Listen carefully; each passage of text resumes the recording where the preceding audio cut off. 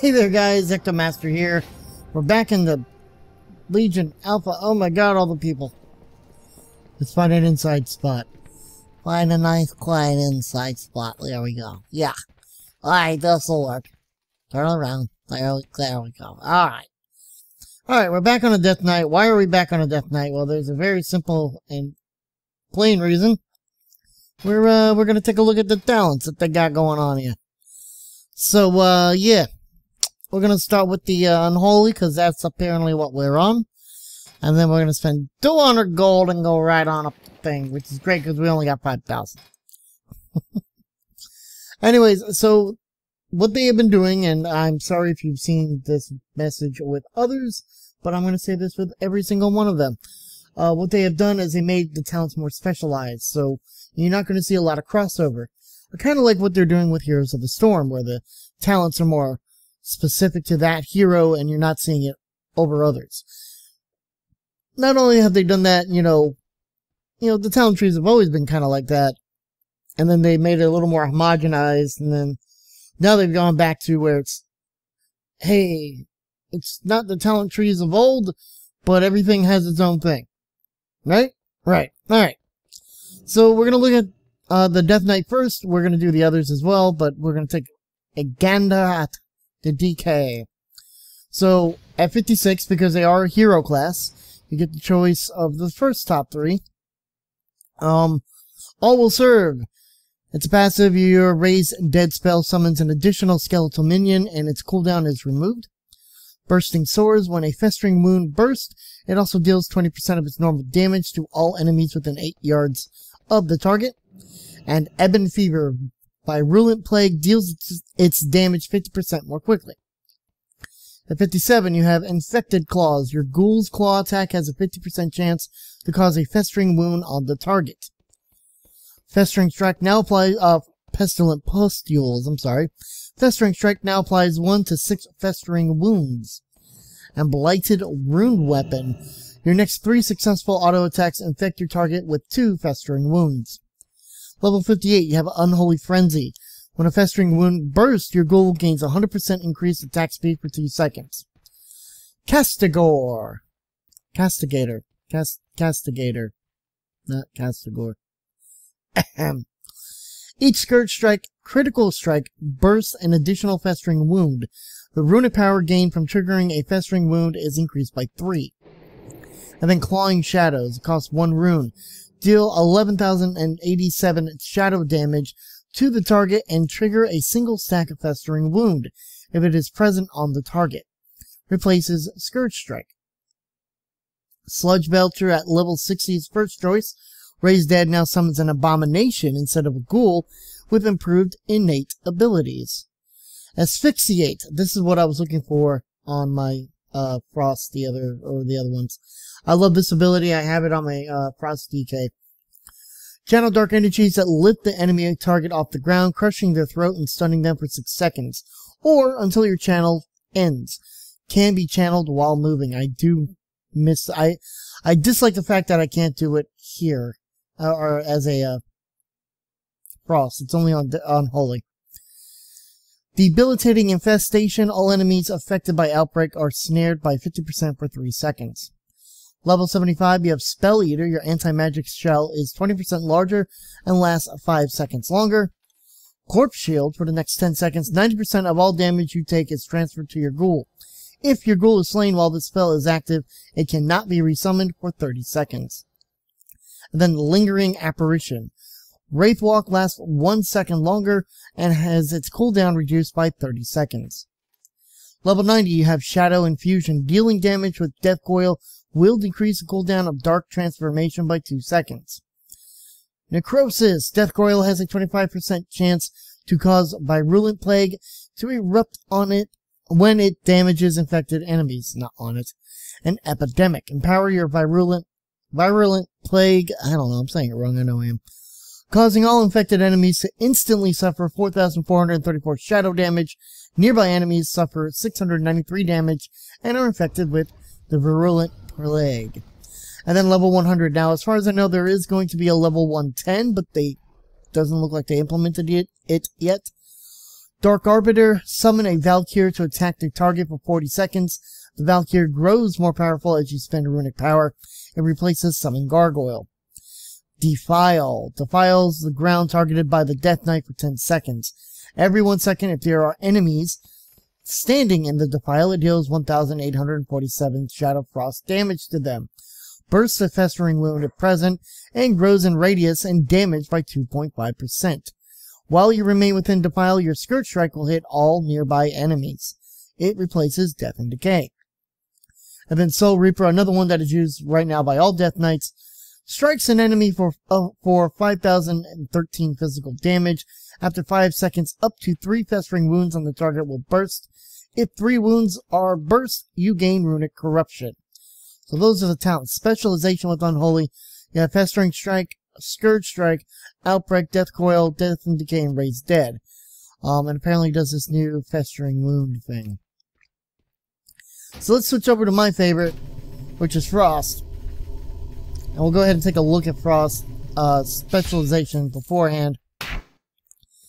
So Frost Strike, Howling Blast, Obliterate, Remorseless Winter, Killing Machine, and Rhyme are the main abilities that you're seeing there. And there you have it. The talents look very different for Frost. So if you looked at it live now, everything is much different.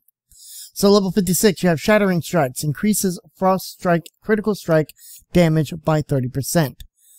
Icy Talons, Frost Strike also increases your melee attack speed by 25% for 3 seconds. Refreshing this effect extends its duration. And then Freezing Fog, I almost said frog. I said it right and then almost said it wrong. Howling Blast deals 100% more damage to the primary target. 57, you have Murderous Efficiency. Consuming the Killing Machine effect has a 50% chance to energize a rune. Runic Attenuation. I don't know why they don't just call it Runic Attunement, but anyways. Increase Attenuation. I'm sorry, Runic Attenuation. Increases the chance to trigger Runic Empowerment as if you had spent 35% more Runic power. And then Horn of Winter. The Death Knight blows the Horn of Winter, gaining 1 rune and generating 5 runic power.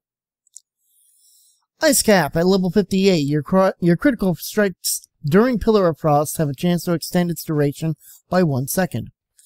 Hungering Rune Weapon. Empower your rune weapon, gaining 1 rune and 5 runic power instantly in every 1.5 seconds for 9 seconds. Replaces Empower Rune Weapon. Avalanche. While Pillar of Frost is active, jagged icicles fall onto your nearby enemies, dealing 1,049 damage every 2 seconds. Level 60, you have Abomination's Might. Obliterate critical strikes have a chance to drive lesser enemies to the ground, stunning them for 2 seconds. Other players are dazed for 5 seconds instead. Blinding Sleet. Targets in a cone in front of the Death Knight are blinded, causing them to wander disorientated for 4 seconds. Damage caused may cancel the disorient. Winter is coming. Enemies struck 5 times by Remorseless Winter while your Pillar of Frost spell is active or stunned for 4 seconds. Level 75, Volatile Shielding. Your anti-magic shell turns your enemy's pathic magic against them, absorbing 30% more magic and dealing 100% of all damage absorbed as frost, divided among nearby enemies when it expires.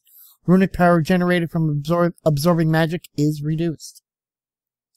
Permafrost. When you deal damage with auto attacks, gain an absorb shield equal to 30% of the damage dealt. And then White Walker. When you enter or leave Wraith Walk, all nearby enemies are slowed by 50% for 0 seconds. I'm sure that's a typo, but they might fix that. And level 90, you have Frost Scythe. A sweeping attack that strikes all enemies in front of you for 14,338 damage, frost damage. This attack benefits from Killing Machine. Frozen Pulse. Your auto attacks have a chance to cause you to radiate intense cold, inflicting frost 1,575 damage on all nearby enemies. I'm sure they need to switch those. Gathering Storm. Remorseless Winter deals 15% more damage with each successive wave. And then at level 100, you have Obliteration. Gain a charge of Killing Machine for the next 6 seconds. Obliterate costs 1 less rune. Breath of Syndragosa. I was reading over that last one again, making sure I didn't miss anything.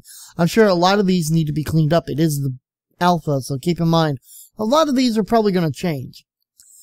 Breath of Syndragosa continuously deals 5,248 Shadow Frost damage every 1 second to enemies in a cone in front of you within 12 yards. Deals reduced damage to secondary targets. You will continue breathing until cancelled or runic power is exhausted. And then Glacial Advance.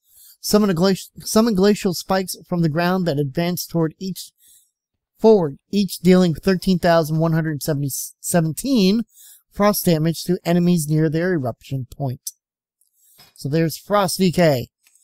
Let's look at Blood. So obviously for that, for Blood, you have Blood Strike, Marrow Rend, Death Strike, Death and Decay, Blood Boil, and Death Grip.